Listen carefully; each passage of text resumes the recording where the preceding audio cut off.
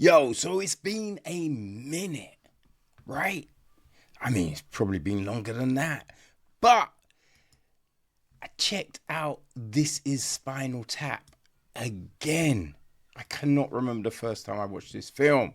And it's one of those ones where you ask yourself, why did I wait so long? You know what I mean? But yeah, we've got the anniversary coming up. Well, it's here. And we have a sequel, which is kind of crazy, right? But that's what we're doing. So, Spinal Tap was the feature directorial debut, I believe, of Rob Reiner. He directs. He also co-writes with Harry Shearer, Michael McKean, and Christopher Guest. Yep. It is then produced by Karen Murphy and executive produced by Jake Eberts. All right, so Christopher Guest, Michael McKean, Rob Reiner, and Harry Shearer took care of the score. Okay, Peter Smokler is down with the cinematography. Ken Bader and Kim Secrist edit the piece. All right, Eve Branstein is down with the casting. Production design is Brian Jones.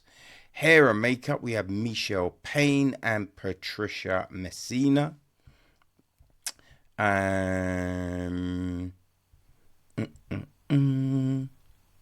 Okay, I believe that's that's all of that side of things and our cast, right? So, Michael McKean is David St. Hubbins. All right, we have got his buddy, childhood friend, Nigel Tufnell, played by Christopher Guest. Then we've got Derek Smalls, played by Harry Shearer. Mick Shipman is played by R.J. Parnell. We've got Viv Savage, played by David Caff. Right, we've got David's girlfriend, Janine Pettibone, played by June Chadwick. The band's manager, Ian Faith, is played by Tony Hendra. Right, and the documentarian, Martin Di Bergi, aka Marty, is played by Rob Reiner. We have got John Pepys, okay, Stumpy Joe, played by Ed Beagley Jr. Ronnie Pudding, played by Danny Korchman. Bobby Fleckman, played by Fran Drescher. Of course. Man, I was watching, I'm thinking, who is this woman? I know this woman. Fran Drescher, of course it is, right? Sir Dennis Eaton Hogg, played by Patrick McNiss. We've got Angelo da Mentabellio, played by Sandy Helberg. Zane Busby is the Rolling Stones reporter. Right, our limo driver, Tommy, is played by Bruno Kirby. Who else do we have? The mime waiter and waitress is Dana Carvey and Julie Payne. Right, Morty the mime is played by Billy Crystal. Tucker Brown, Smitty, is played by Paul Benedict. Terry Ladd is played by Howard Hessman. Right, Duke fame, played by Paul Shortino.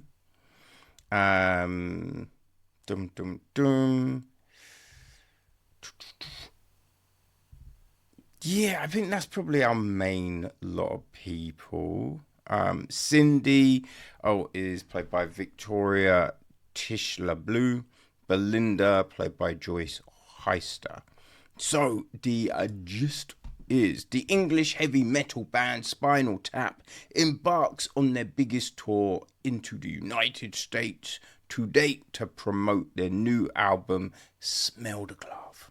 The tour is so huge that it's attracted the attention of documentary filmmaker Martin Di Bergi, who decides to make a movie about the legendary band's trek across America. But as the documentary goes along, Spinal Tap sees their audiences dwindle from selling out huge arenas to going to play at a charity benefit and eventually playing private parties where no one pays attention to their music. The new album drops and it's decently reviewed by critics, but the record stores have a huge problem with the sexist overtones of the album's cover, causing a loss into sales. However, a series of incidents that constantly shoot themselves in the foot, whether it's a minuscule Stonehenge monument, a stage prop malfunction, or simply 2-word reviews of an album, keep preventing the band from enjoying the success they deserve. But how long can they keep playing to 11? And will they find the audience that suits them?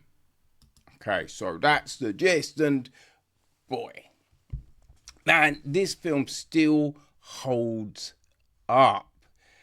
You just find yourself smiling and laughing constantly, right? Whether it's when Ian is going through some of the reviews,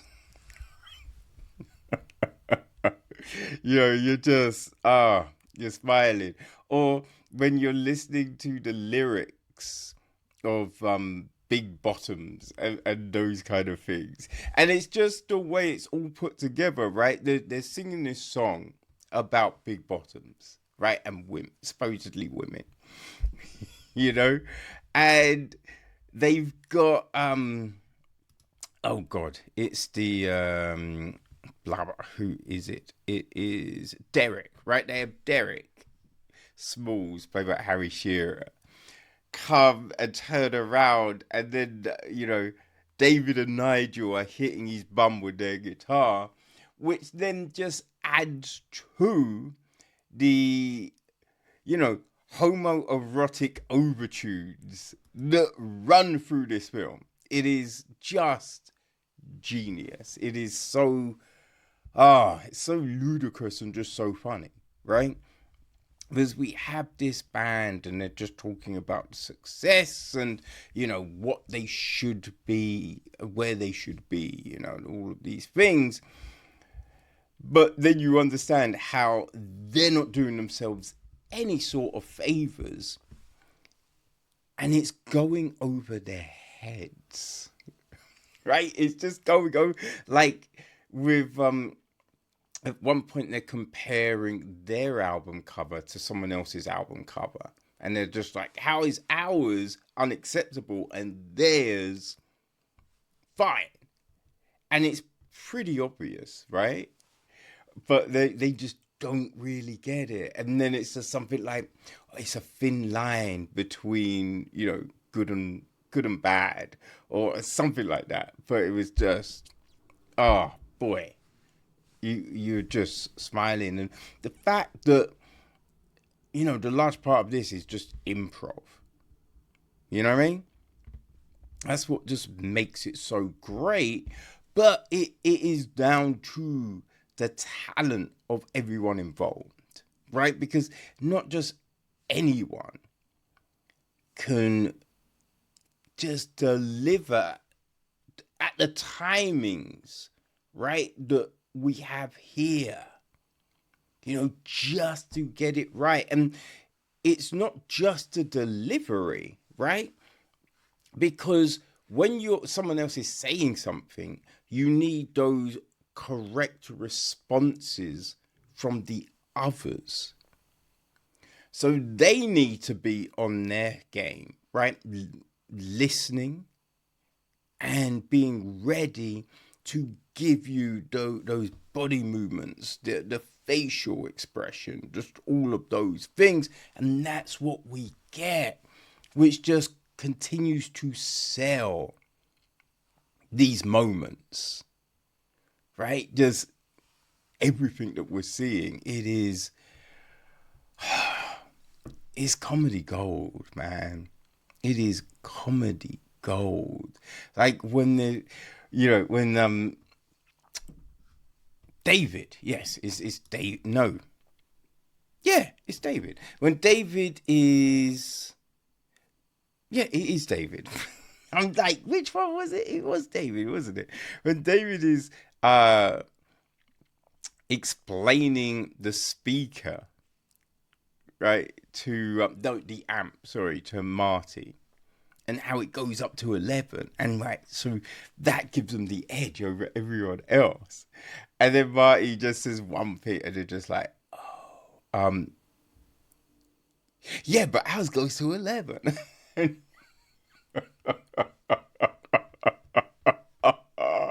is, oh my gosh, it's so funny.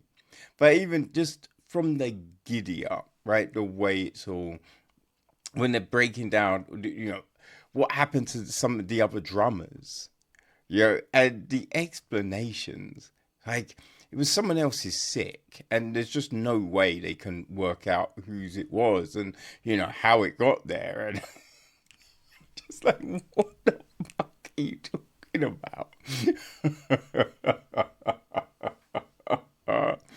Or we have like matching cold sores,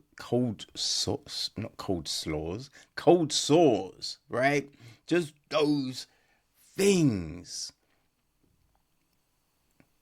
man, right? Like when you just had the first meeting about Stonehenge, you had a feeling that shit was gonna go off the rails, and so when we actually see it, it is, oh my gosh, it's hilarious. It's hilarious, right? And I think the great thing as well is we've got Marty doing this documentary, and it's kind of like Marty doesn't necessarily have a clue. So there's times when Marty isn't asking the right questions at all. You know what I mean? And then there's other moments where he's hitting it on the frigging nail, but you're kind of not sure if he actually realizes that's what he's doing.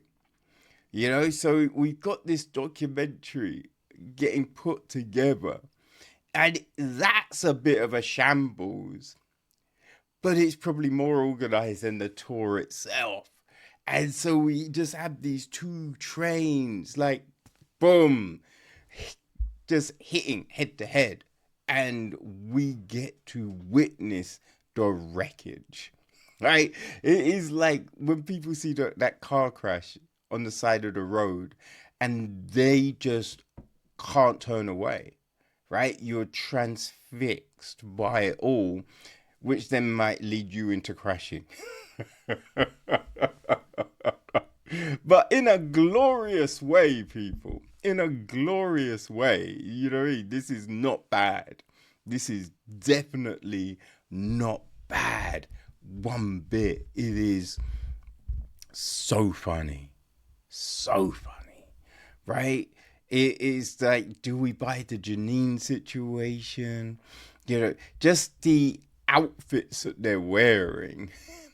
Right? I think they hit all of those kind of tropes from like the old school music documentaries, what band, the personas the bands want to try and give off. There was, oh God, which was the band? Oh man, I cannot remember who it was. It wasn't Kiss, or was it Kiss? There was a rock, like, rock band back in the day, and the lead singer was gay, and he got them all to dress up in like weird leather outfits, and they all thought they were like dressing as like, you know what I mean? But yeah, they weren't, which is hilarious. And it's just like, wait, how did you not get what this was, right? And that's Spinal Tap, right? That it is playing into those things too, right? Those just weird things that rock band glam metal would do back in the day. Man, this is,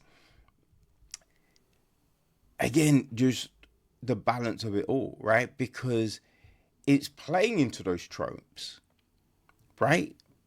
And a lot of time, you know, when people are heavily leaning into things, it can come off so just, you know, contrived. But this does not. One little bit.